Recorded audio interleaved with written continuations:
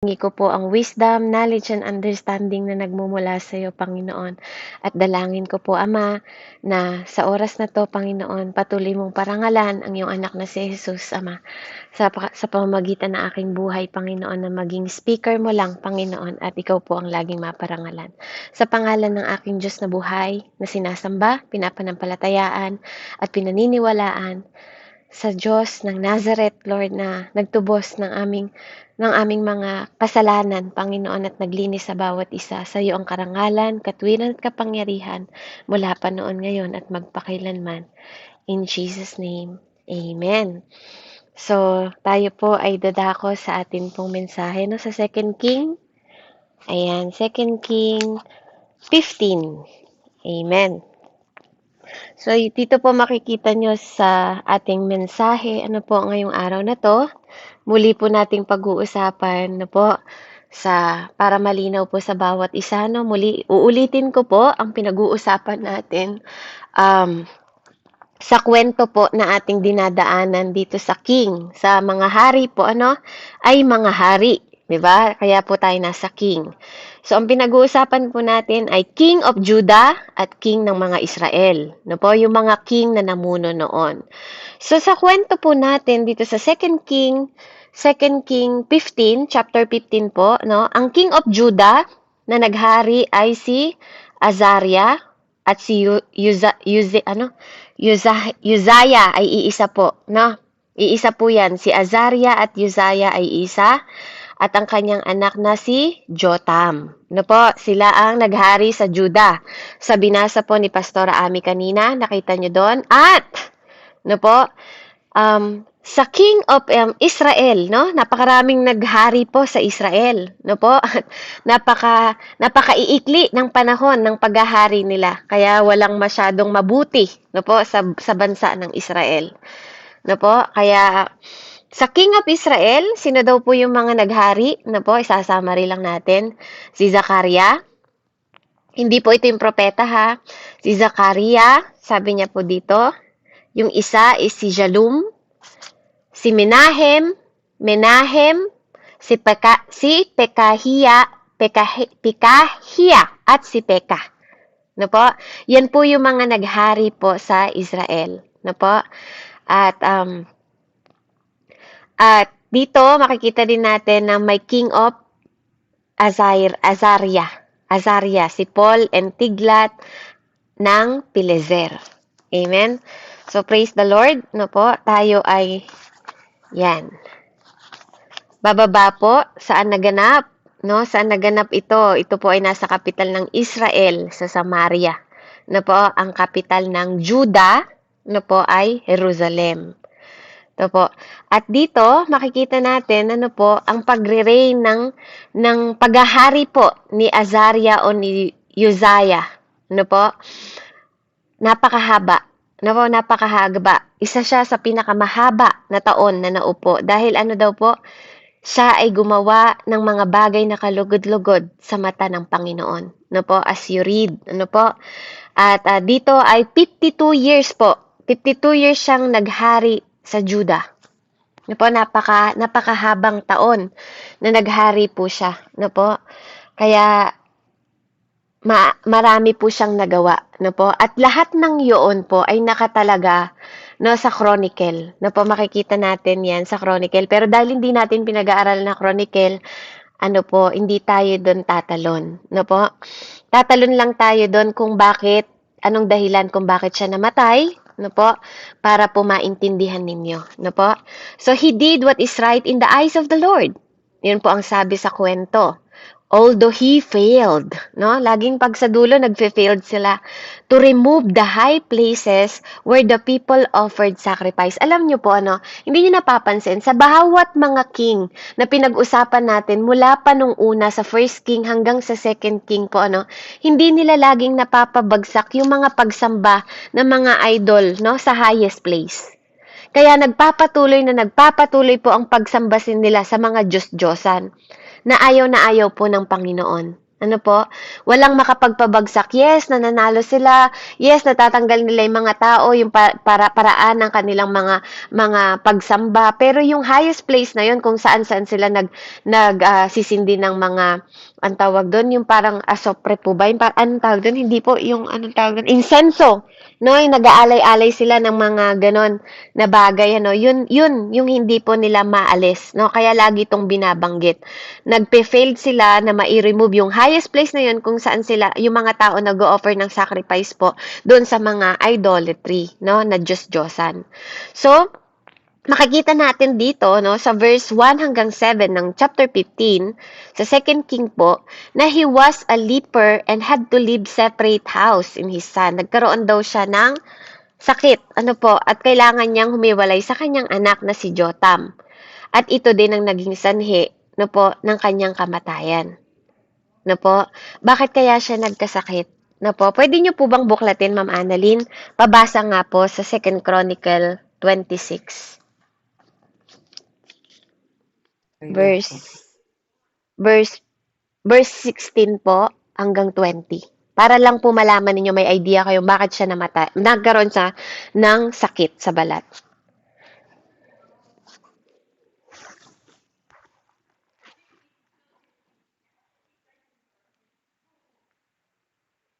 Second Chronicles, chapter 26 po. 26, verse 15 po hanggang 20. 15 hanggang 20. Amen. Sa mga tore at mga panukulan ng Jerusalem, naglagay siya ng mga kasangkapang ginawa ng mahuhusay na panday upang Hello po, Amen po. Ma'am. Parang hindi po tama. Second Chronicle po ba, Ma'am Iberly, 26? Opo, 2 Chronicle 26 po, 15 hanggang 20. I will take it po, Ma'am Annalyn. Sige po, Pastor. Okay, 15. Or 16 po ba? Sige po, 15 hanggang 20 po. Okay. Ito po, ikalawang kronika. Okay, ay papalo up lang po natin yung pinapaliwanag ni Ma'am, ano? Kasi po ito po yung kung bakit nagkamali. Dito po sa 26 ng ikalawang kronika, pag-aaralan din po ni natin to later on. Sabi po sa verse 50, sa mga tore at mga panulukan ng Jerusalem. Ito na nga po ba yun, Ma'am Annalyn? Opo. Naglagay siya ng kasangkapan. Okay, go ahead po. Kasi nakasi 16 po, kaya ako nakatingin kaagad. Sige po, go ahead, Ma'am Annalyn. Po. Okay lang po, Pastora. Sige po. Ng mga dalubhasa para ipahagis ng sibat at malalaking bato. Dahil sa taglay niyang katalinuhan, si Uzias ay naging kamakapangyarihan, anupat, bantog na bantog siya sa lahat ng lugar. Okay, verse 16, pinarusahan si Uzias dahil sa kapalaluan. Nang si Uzias ay maging makapangyarihan, naging palalo siya, ito ang dahilan ng kanyang pagbagsak. Nilapastangan niya si Yahweh nang pumasok siya sa templo upang magsunog ng kamanyang sa dambana. Sinundan siya ni saserdote Asarias kasamang 80 matatapang ding saserdote ni Yahweh. Nang makita siya ay sinabi nila, Uzias, hindi ka karapat dapat magsunog ng kamanyang para kay Yahweh. Tungkuling lamang iyan ng mga saserdote at mga anak ni Aaron na itinalaga sa gayong gawain. Utang na loob. Lumabas na kayo. Nagkasala kayo sa ginawa niyong iyan, hindi kalulugdan ni Yahweh ang ginawa ninyo. Ang Haring Uzias ay nagalit sa mga saserdote sapagkat hawak na niya noon ang insenso. Ngunit sandaling iyon ay nagkaroon siya ng ketong sa noo. Verse 20. Nang makita ni Asarias at ng mga saserdote ang nangyari kay Uzias, pinalabas nila ito agad. Hindi naman ito tumutol sapagkat naramdaman niyang siya ay pinarusahan ni Yahweh. Purihin po ang Panginoon. Amen. So, kaya lang po tayo tumalon doon para malaman nyo kung bakit siya nagkaroon ng ketong. No po? Dahil para siyang naging si Saul. No po, natatandaan niyo si Saul, naging mayabang siya, inunahan niya rin ang lingkod ng Diyos na mag-alay. No po, may mga bagay na trabaho ng isang king at may mga bagay na trabaho ng mga pinagkalooban ng kapangyarihan ng Diyos para mag-alay, no? Katulad po ng mga propeta na sila Saul, sila prophet Samuel at ang mga Levita, 'di ba? At ang mga pari po na tinalaga ng Panginoon para mag-alay sa kanya. Na po, yun yung mga angkan ni Aaron na sila lang ang tinatanggap ng Panginoon para mag-alay po sa kanila. Ngunit sa tagal siguro po talaga no ng kanyang pagiging hari, no? Andun yung naging hambog siya.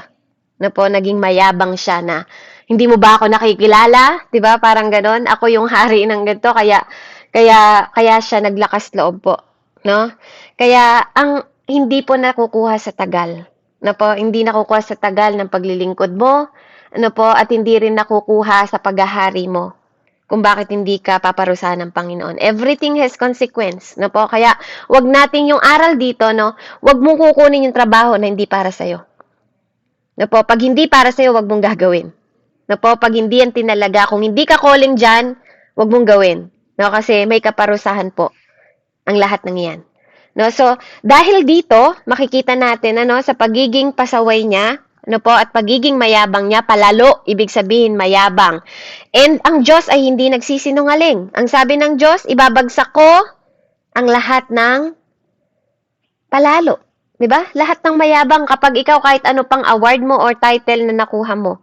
No po, kahit pa 52 years po ang kanyang naranasan na paglilingkod, ano po, hindi 'yon naging dahilan para hindi siya parusahan ng Diyos. Mismong sa loob kasi pagbabastos po 'yon sa Panginoon. Disrespectful po 'yon sa harap ng Diyos. Ano po, kaya binigyan siya ng sakit ng Panginoon at 'yun ang naging dahilan. Kaya po siya hanggang sa mamatay siya. No po, yun yung parusa na naranasan niya. Amen? At pagkatapos nga po nun, pumalit ang kanyang anak na si Jotam. Ano po, ang nagrepresent sa kanya sa mga tao at naging hari ng Judah. No po, kaya pag binabasa po yung Bible, ano, kapag may nagre-reading, no po, papakinggan nyo po. Papakinggan nyo yung mga istorya. And then, ano pong sumunod natin doon? Sumunod po, ang pag-uusapan naman natin, yung sa hari naman ng Israel. Kasi yun yung dito sa Bible, ano po? Sinunod naman yung kwento ng pag-rule naman ni Zachariah, no, na nag-rule sa Israel. Sa Israel naman, no po, nakikita nyo dyan sa verse 8 hanggang 12, no po, makikita nyo po na after ni si Jeroboam, na po, sabi niya dito, si Zachariah, nasan niya, si Zachariah was a king of Israel sa loob ng 6 na buwan. 6 na buwan po na naglingkod. Ano po? And he did what evil in the sight of the Lord. No? Kabaligtaran ng ginawa ni Azariah. Ito naman lahat ng kasamaan na po ginawa niya sa mata ng Panginoon. At ano pong nangyari sa kanya? Nagsilbi lang siya sa loob ng 6 na taon. At doon makikita po no, lahat parang inassassinate nila, no. So si Shallum, sabi dito, si Shallum conspire against him. No? Yung hari, yung sumunod na hari sa kanya, no po, nag-against sa kanya at ang ginawa sa kanya ay pinatay. So, inano po siya dito, assassinate, no? Siya po ay pinabagsak, no po, ng sumunod na hari. Kaya siya naman ay, no po, so your descendant will be king of Israel down to the 4th generation, sabi dito, no? Kaya sa event po ni Zachariah, nag-reign siya ng recorded ng 6 na buwan lang po. Ano po? Yun ang message to Jehu come true, sabi niya gan. At yung descendant niya will be the king of Israel down to the 4th generation. At yun ang pangako sa kanya. Kaya po, dito makikita natin in public, ano po, na naging next na king po, si Shallum. No po, siya po ang nag-rule sa Israel. No po, nagpapatayan yung mga king ng Israel. Kaya maraming palipat-lipat, no po, palipat-lipat na hari sa kanila. At dito, ano po, dahil sa kasamaan ni Shallum, naupo lang siya sa loob ng pinakamaikli 1 buwan. Na po, 1 buwan na naghari po, nag-reign siya sa Israel ng 1 buwan lang. At ang pumatay sa kanya ay si Menahem.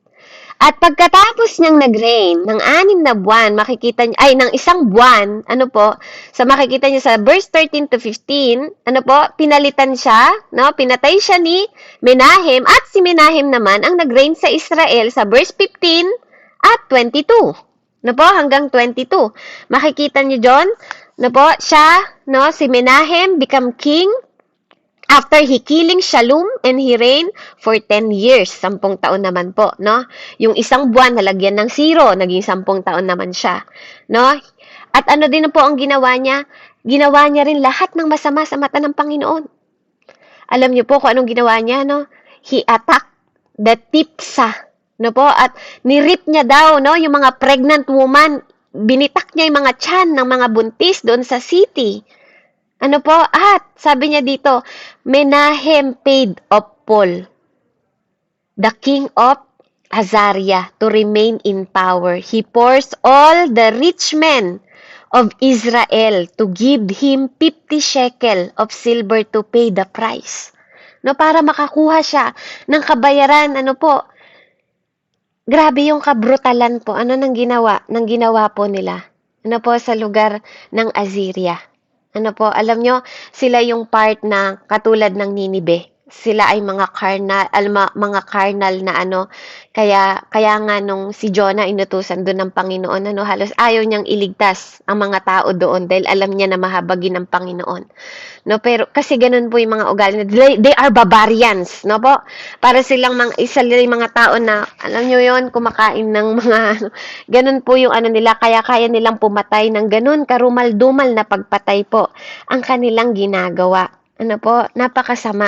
Napakasama po, ano, dahil lang sa kanilang mga hangarin, ano po, yung mga history na kanilang iniwan ay hindi talaga naging kalugod-lugod. Kaya some of their story, ano po, hindi po talaga nilagay yung kanilang story sa chronicle. Hindi lahat ng king, no po, kung mababasa nyo sa Bible, ano, 'di ba? Kapag nakatalaga sila sa sa Bible, ano po, sasabihin nila ang lahat, 'di ba, ay nakalathala sa ikalawang chronicle, 'di ba? Isasabihin na ganun dito sa Bible. Pero yung iba po na mga karumal-dumal ka talaga yung kanilang pinagagawa, hindi na pinatala ng Panginoon. Ano po yung iba sa mga history ng mga nag-rule, no po, at nag-reign na hari ng mga ito. Kaya parang sa atin, no, bilang sa atin, yung mga presidente na naghahari sa atin, may mabuti, may masama. Ano po? And ever since, it is normal. Kaya sa mundo natin ngayon, ganun din po ang nagaganap. Ano po? Lahat ng namumuno, may mabuti, may hindi. At minsan naman, may nagsisimula ng mabuti, may nagtatapos ng mali. Nagsisimula sa espiritu, nagtatapos sa laman. Ano po? Kaya nga, it's not the beginning. Hindi mahalaga kung ano yung sinimulan mo na ano, no? Ang mahalaga, nagtapos ka ng mabuti.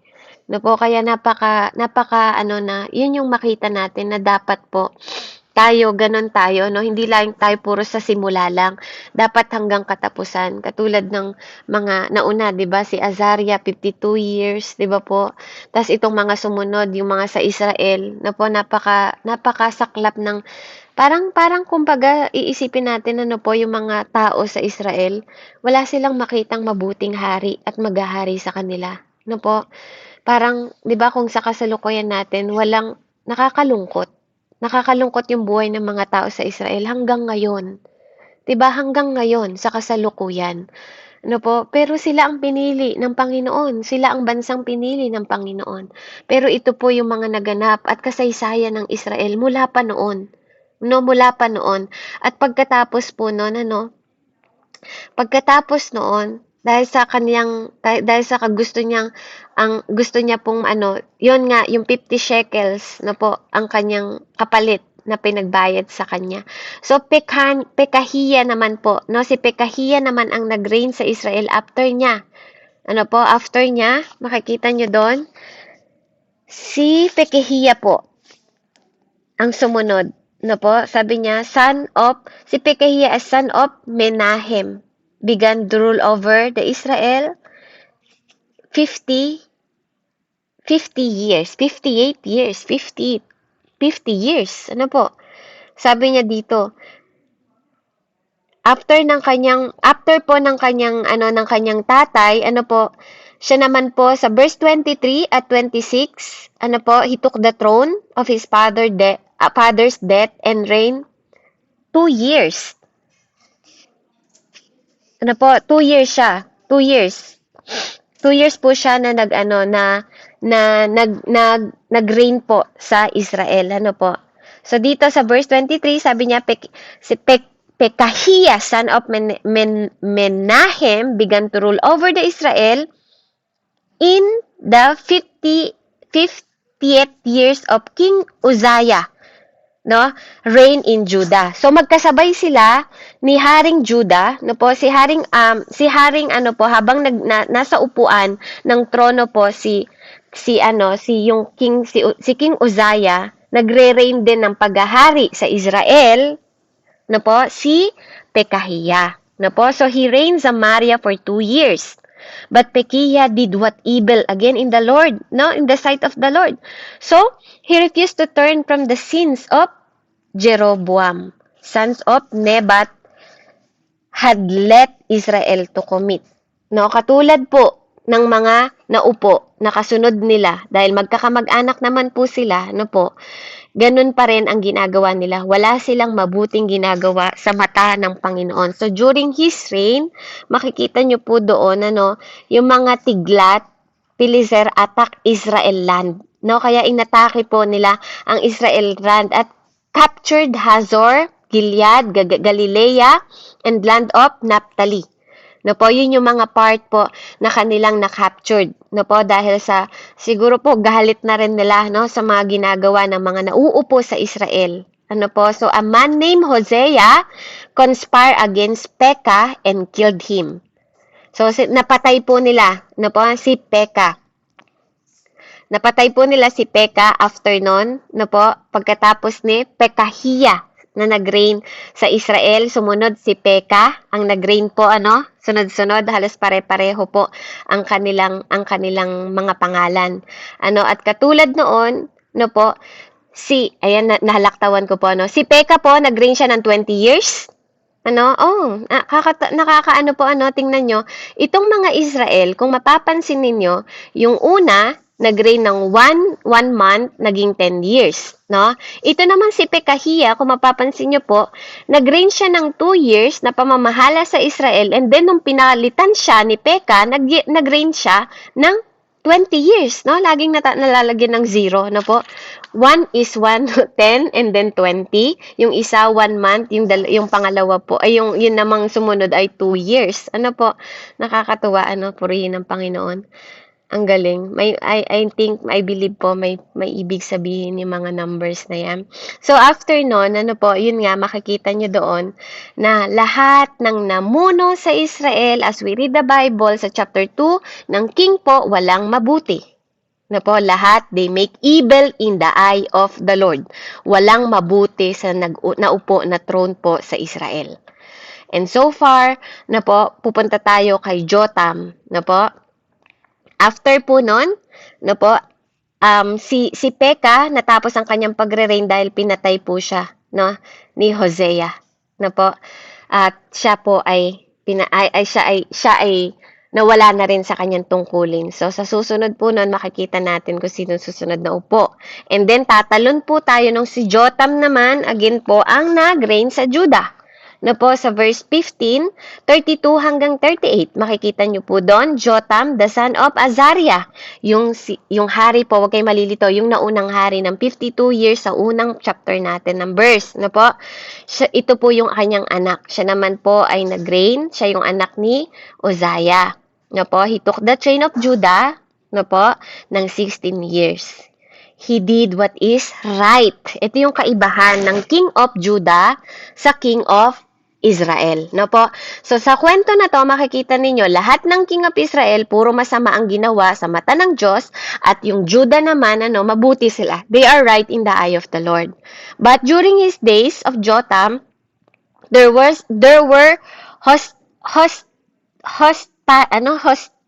hostilities between Judah and their neighbor to the north of Israel and Syria.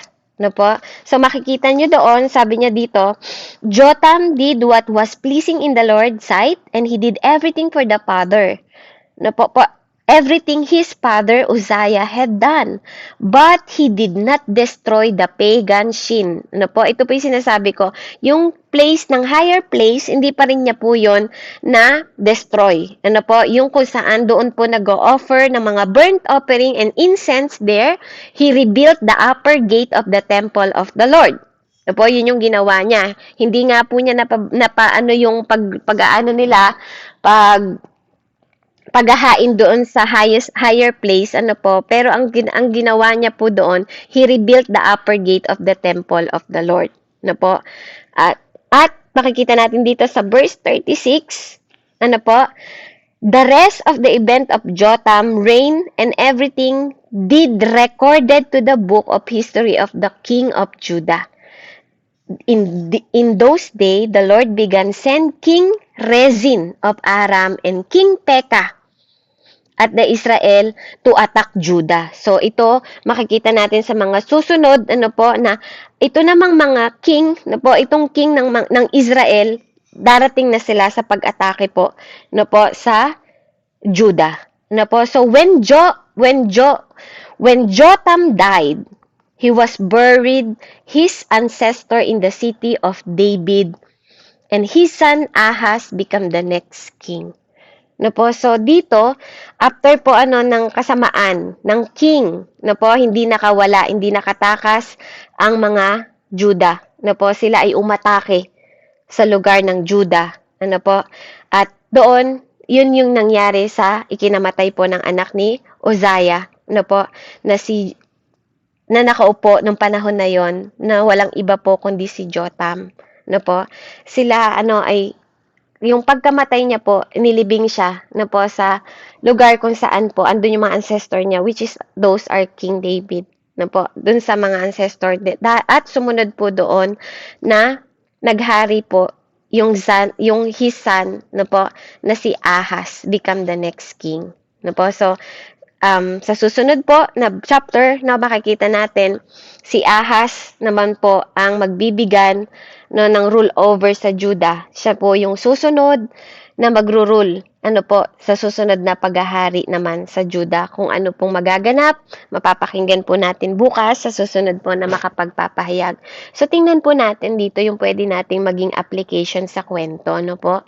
Napaka God, nakita niyo po yung long suffering ng Israel po sa statement na narinig natin sa testament na to, on how God is so patient, po, napaka-patient niya, po, even pinili niya yung bansang Israel, po, ng pangako, pinangakuan ng Panginoon ang bansang Israel. Pero sa kabila ng mga ginagawa nila, ang Panginoon po napaka-patient, po, napaka-patient niya sa mga tao.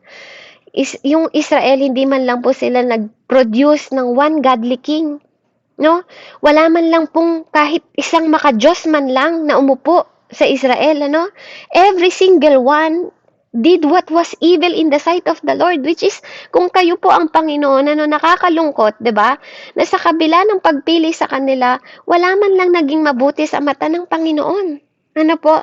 Kaya kung makikita nyo po kung gaano mula noon, kung gaano napaka-patient ng Panginoon, kung bakit na lang siya ganun magparusa, po? Kasi napakasama po ng mga tao.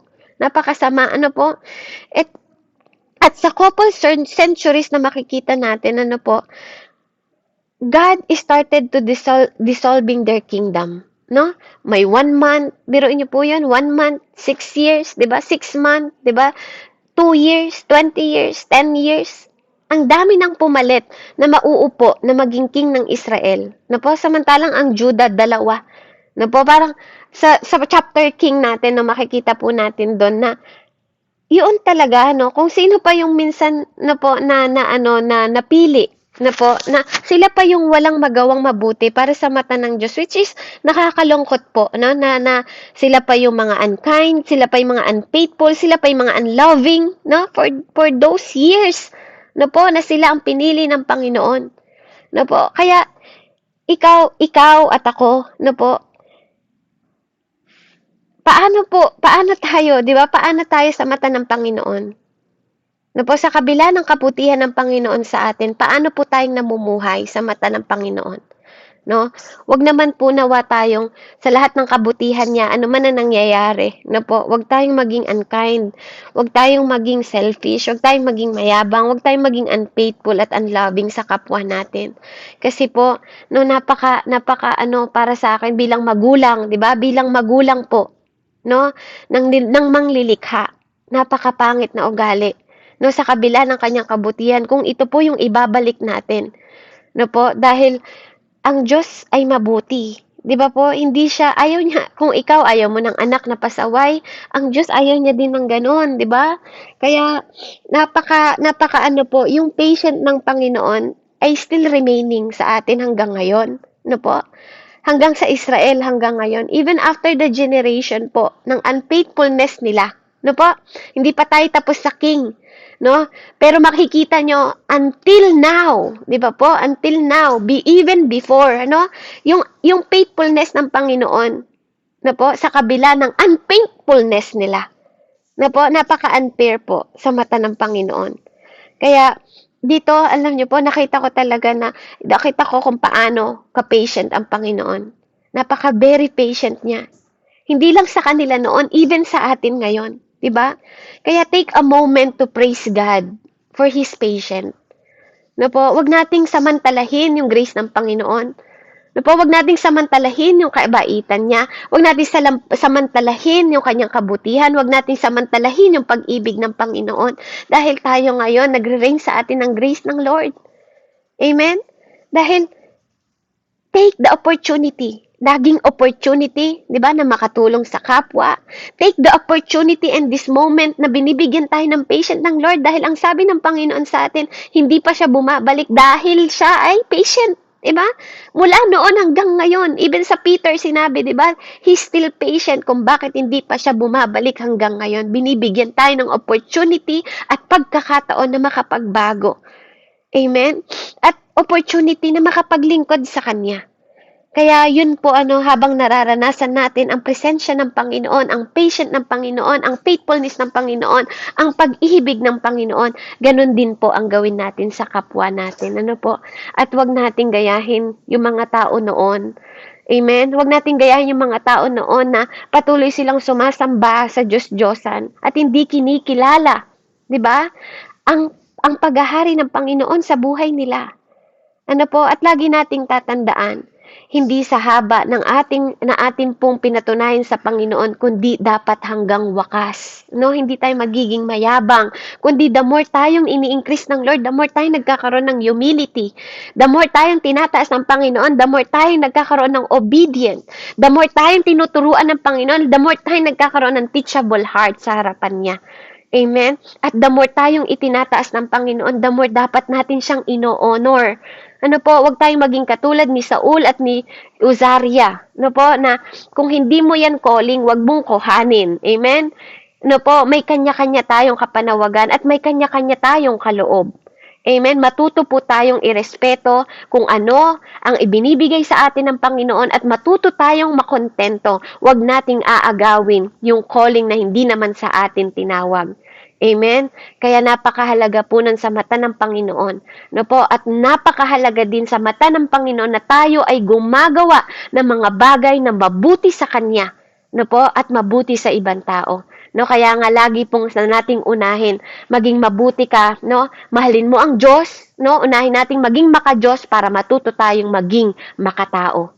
Kasi kung uunahin natin ang title, nagiging mayabang tayo, nagiging tayo po ay hambog sa harapan ng Panginoon, no?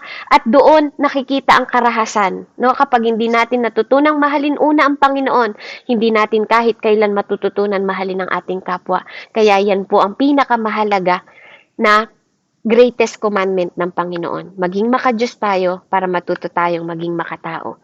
Kaya sila noon, from the beginning, evil na sila, kaya hanggang wakas naging evil sila. Pero di ba, kung tayo magiging mabuti from the beginning, di ba po, tapusin natin. No, lagi nating tatandaan, tapusin natin ng mabuti pa rin hanggang wakas. Dahil sabi ng Lord, ang manatiling tapat hanggang wakas ang siyang maliligtas. Purihin po ang Panginoon. Let's pray. Thank you, Father God. We thank you, Panginoon, sa buhay po ng mga kwento at kasaysayan ng mga hari ng Juda, hari ng Israel, Panginoon. Salamat, O God, na binubuksan mo yung aming spiritual eye, spiritual na puso, Panginoon, at pandinig namin na marinig ang mga kwento nito kung gaano karumal-dumal ang mga ginawa noon, Panginoon, kung bakit ganun na lamang ang iyong kapighatian bilang Ama namin sa langit na nakatutunghay, Panginoon, ng lahat ng aming ginagawa. Tunay nga, Ama, na wala kaming maitatago sa iyo, O Diyos. At alam namin, Panginoon, ang aming katayuan sa harapan mo, Ama, bilang mga lingkod mo, Panginoon, kasangkapanin mo lang ang aming mga buhay na makasunod sa iyo, hindi lang puro simula, kundi hanggang wakas, Ama. Kung paanong binibigay mo sa simula ang pagpapatawad sa amin, Panginoon, matagpuan din namin ang aming sarili na maging tapat sa iyo, Panginoon, hanggang wakas, O Diyos, na ikaw, O Diyos, ang nag-alay, Panginoon, ng iyong buhay, nagsakripisyo upang magkaroon kami ng pagkakataon na makita ang kaharian mo, Panginoon. Lord, halayaan mo, Panginoon, na turuan mo kami, tulungan mo kami na magkaroon ng obedient heart, teachable heart, Panginoon. Lord, wisdom, knowledge, and understanding to understand, Panginoon, at maunawaan namin kung sino ka ba sa buhay namin, Panginoon, ng higit pang mas malalim, Ama, upang madatnan mo ang bawat isa na may katapatan, Panginoon, sa paglilingkod sa iyo at sa paglilingkod sa aming kapwa, Panginoon. Lord, na hindi kami maging mayabang, kundi magkaroon kami lagi, Panginoon, ng mababang puso, Panginoon, sa harapan mo. Ama, na habang kami, Panginoon, ay kinukupkup mo, iniingatan mo, Panginoon, pinagtatagumpay mo, Ama, kami po, Panginoon, ay lalong magbibigay ng praises, honor, and worship sa iyong pangalan, Jesus, na aming Diyos na buhay. Marami pong salamat, Ama. Pagpalain niyo po ang bawat isa na nakapakinig sa pangalan ng aming Diyos na buhay, sa ngalan ng Diyos Ama, Anak, at Diyos Espiritu Santo. Ikaw po ang patuloy na maparangalan at maluwalhati, Ama. Salamat po, O Diyos. In Jesus' name, I pray. Amen and amen. Glory to God po, and God bless po sa bawat isa.